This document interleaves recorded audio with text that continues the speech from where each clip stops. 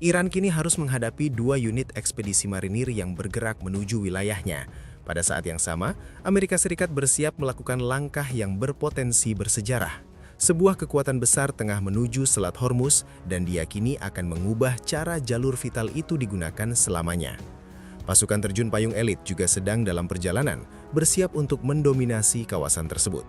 Iran dinilai belum sepenuhnya siap menghadapi apa yang akan terjadi, seiring meningkatnya intensitas operasi Epic Fury oleh AS.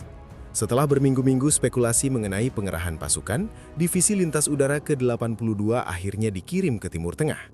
Pentagon mengumumkan langkah ini pada 24 Maret, yang berarti lebih dari 2.000 pasukan terjun payung elit dikerahkan ke zona konflik yang berkembang di Irak.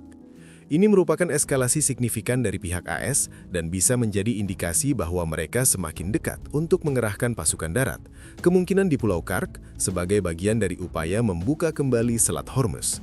Menurut laporan Washington Post, pejabat AS telah menyetujui perintah tertulis untuk pengerahan tersebut yang dikirim ke markas besar Divisi Lintas Udara ke-82 di Fort Bragg, serta kepada prajurit dari Tim Tempur Brigade Pertama. Sebelumnya, perintah lisan telah lebih dulu disampaikan.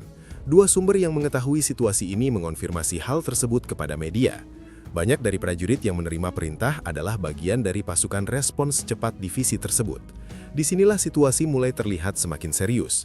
Pasukan respons cepat memang dirancang untuk dikerahkan dalam waktu 18 jam setelah menerima perintah dan memiliki fleksibilitas tinggi untuk menjalankan berbagai operasi darat.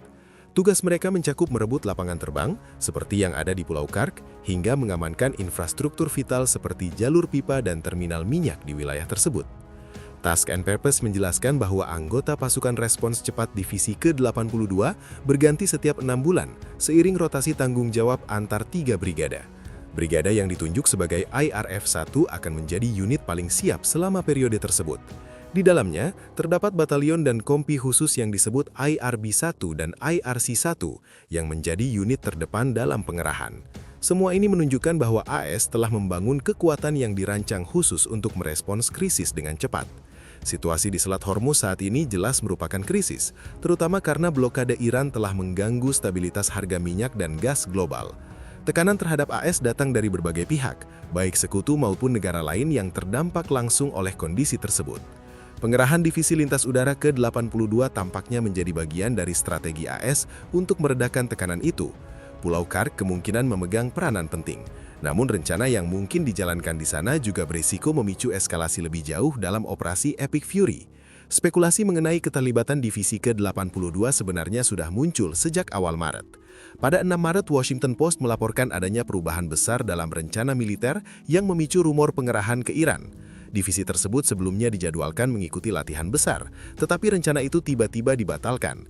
Pasukan diperintahkan tetap berada di Carolina Utara alih-alih berangkat ke Fort Polk, Louisiana. Saat itu, Pentagon enggan memberikan penjelasan rinci dengan alasan keamanan operasional. Kini alasan pembatalan tersebut mulai terlihat jelas. AS tampaknya telah mempertimbangkan berbagai opsi, termasuk pengerahan pasukan darat setelah serangan awal dalam operasi Epic Fury dan operasi Roaring Lion menghancurkan sebagian infrastruktur militer Iran.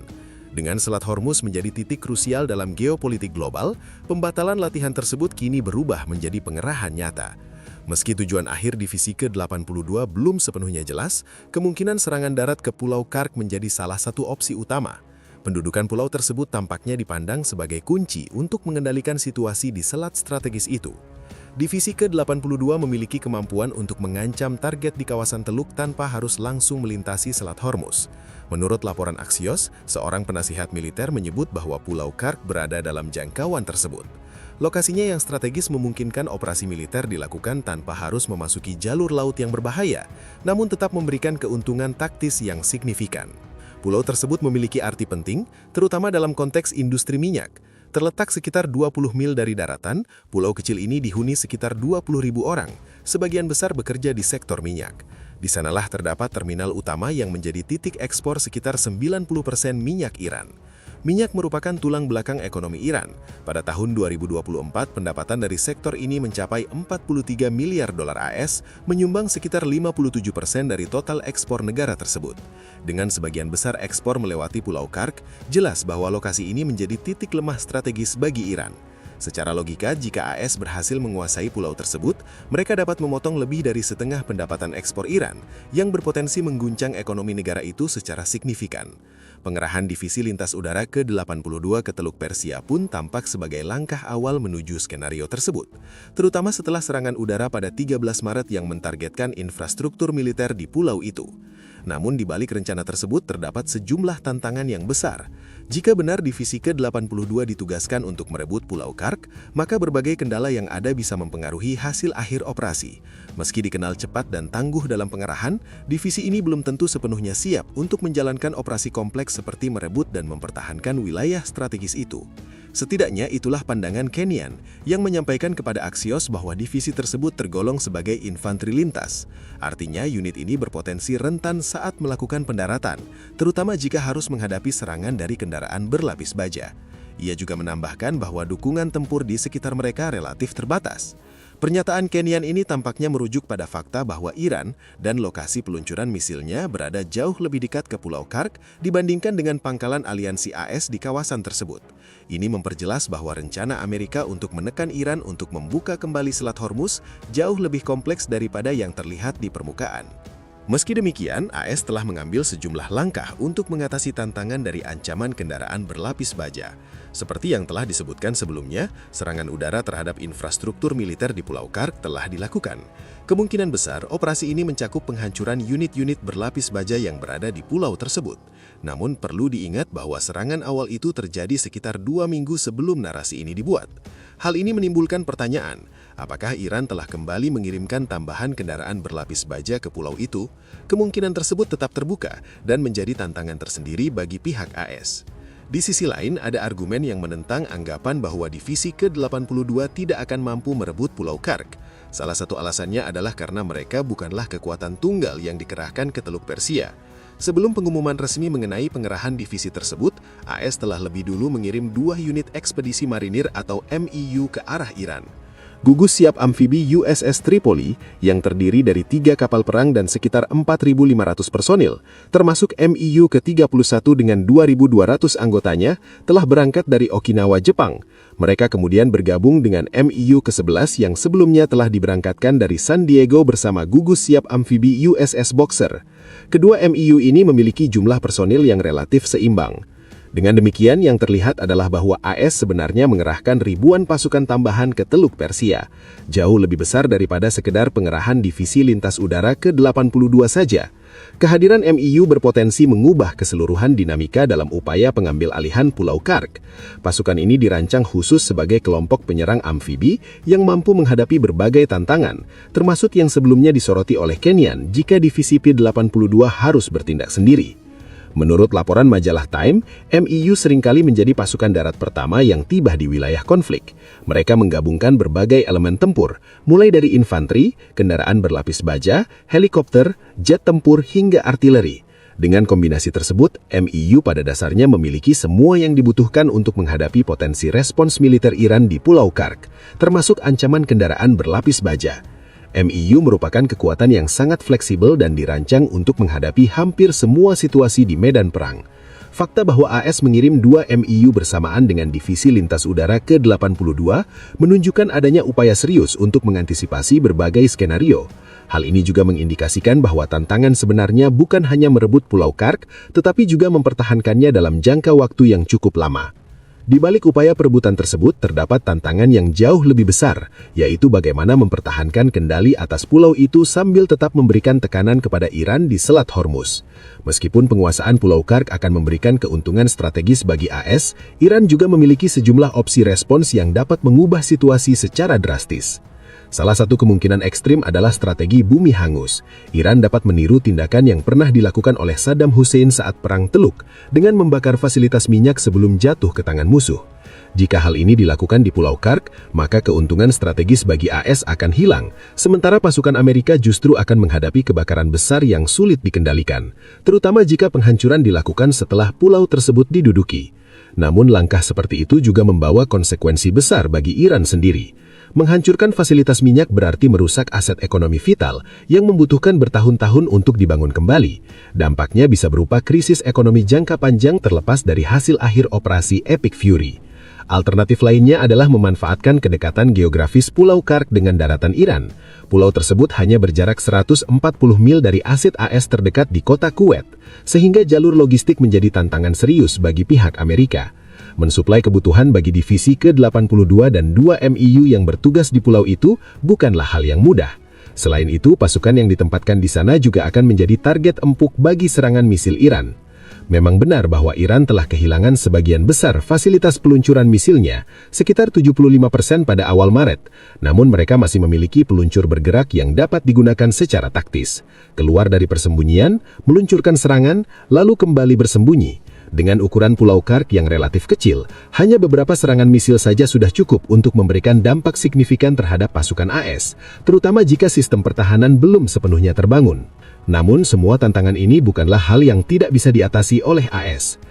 Miliaran dolar potensi pendapatan yang bisa ditekan oleh AS dari ekonomi Iran melalui pengendalian infrastruktur minyak di Pulau Kark dengan dukungan MIU dan Divisi Lintas Udara ke-82 akan menciptakan tekanan tambahan yang signifikan terhadap rezim Iran. Tekanan ini akan menumpuk di atas persoalan ekonomi yang memang sudah lebih dulu membebani negara tersebut. Dalam skenario ini, AS dapat menawarkan akses kembali ke pulau tersebut sebagai alat tawar, dengan syarat Iran membuka kembali Selat Hormuz. Tawaran seperti itu jelas bukan sesuatu yang bisa diabaikan begitu saja oleh Teheran. Namun sejauh ini, yang terlihat baru sebatas opsi pengerahan pasukan darat. Padahal ada kemungkinan jalur lain yang sedang dijajaki. Seperti dilaporkan oleh majalah Time, AS mengklaim bahwa pembicaraan gencatan senjata dengan Iran telah mulai dilakukan secara tentatif. Meski demikian, situasi ini masih dipenuhi ketidakjelasan. Presiden AS Donald Trump menyatakan bahwa Iran berada dalam posisi terdesak setelah banyak infrastruktur militernya hancur, sehingga terdorong untuk mencari kesepakatan. Pada 24 Maret, Trump juga menegaskan bahwa prioritas utama AS adalah memastikan Iran tidak memiliki senjata nuklir, dan bahwa pihak Iran telah berjanji untuk tidak mengembangkannya. Pernyataan tersebut muncul bersamaan dengan laporan mengenai rencana 15 poin gencatan senjata yang disusun oleh AS. Menurut AP News, rencana ini kemungkinan mencakup isu-isu sensitif seperti program rudal balistik Iran, serta dukungan terhadap milisi regional dan kelompok proksi, topik yang selama ini dikenal sulit untuk dinegosiasikan. Sekilas, hal ini tampak seperti kemajuan diplomatik, namun Iran justru memberikan tanggapan yang bertolak belakang. Militer Iran pada 25 Maret menyatakan bahwa AS tidak berhasil mencapai tujuannya dan pada dasarnya hanya bernegosiasi dengan dirinya sendiri. Juru bicara Komando Gabungan Angkatan Bersenjata Iran, Ibrahim Zulfakari, bahkan menyindir dengan mengatakan, apakah pergolakan internal Anda sudah sampai pada tahap bernegosiasi dengan diri sendiri? Ia menambahkan, jangan menyebut kegagalan Anda sebagai kesepakatan. Sementara itu, laporan dari BBC menunjukkan bahwa banyak pihak di Iran meragukan kesediaan Korps Garda Revolusi Islam untuk bernegosiasi dengan AS, mengingat kuatnya ideologi yang mereka pegang bahkan di tengah kerusakan besar pada infrastruktur militer mereka. Perbedaan narasi yang sangat tajam dari kedua belah pihak membuat sulit untuk mengetahui apa yang sebenarnya sedang terjadi. Namun justru disitulah kemungkinan strategi sebenarnya mulai terlihat. Pengerahan Divisi Lintas Udara ke-82 ke Teluk Persia bisa jadi bukan hanya persiapan untuk operasi militer, tetapi juga bagian dari strategi tekanan psikologis dan politik. Pendudukan Pulau Kark memang masih menjadi kemungkinan nyata. Namun, ada indikasi bahwa Trump mungkin sedang memainkan strategi waktu, menggunakan wacana negosiasi untuk menciptakan kebingungan di dalam tubuh rezim Iran. Dalam kondisi di mana struktur kepemimpinan Iran sedang mengalami tekanan dan kemungkinan retakan internal, komunikasi di dalam rezim bisa saja tidak berjalan dengan sempurna. Bisa jadi ada pihak yang benar-benar menjajaki negosiasi, sementara yang lain sama sekali tidak menyadarinya. Ketidakpastian inilah yang mungkin dimanfaatkan oleh AS. Dengan menciptakan situasi yang membingungkan, Washington dapat memperkuat posisinya sambil terus mengerahkan kekuatan militer ke kawasan. Sementara itu, satuan-satuan tempur terus bergerak mendekat. Skuadron tambahan juga sedang dalam perjalanan untuk bergabung dengan 2 MIU yang telah lebih dulu dikerahkan. Bahkan jika Pulau Kark bukan target utama, pengerahan ini tetap mengirimkan pesan yang sangat jelas kepada Iran. AS siap menghadapi berbagai kemungkinan, termasuk eskalasi ke operasi darat skala penuh. Pada saat yang sama, kehadiran militer AS di kawasan Teluk Persia terus diperkuat dari hari ke hari. Situasi ini mengarah pada kemungkinan terjadinya momen bersejarah dalam waktu dekat, sesuatu yang kemungkinan besar ingin dihindari oleh Iran. AS pada dasarnya telah melemparkan bola ke pihak Iran, dan bagaimana rezim tersebut merespons akan sangat menentukan arah perkembangan selanjutnya. Jika memang AS berencana merebut Pulau Karg sebagai cara untuk memaksa Iran kehilangan kendali atas Selat Hormuz, maka persiapan ke arah itu tampaknya sudah dilakukan dengan cukup matang. Bahkan sebelum pengumuman pengerahan Divisi Lintas Udara ke-82, AS dilaporkan telah menggunakan bom penghancur bunker berskala besar untuk menargetkan fasilitas rudal bawah tanah di sepanjang pesisir Selat Hormuz. Serangan-serangan tersebut saja sebenarnya sudah berpotensi membuka kembali jalur pelayaran penting itu. Namun, apakah langkah tersebut akan cukup atau justru menjadi awal dari eskalasi yang lebih besar, masih menjadi pertanyaan yang belum terjawab.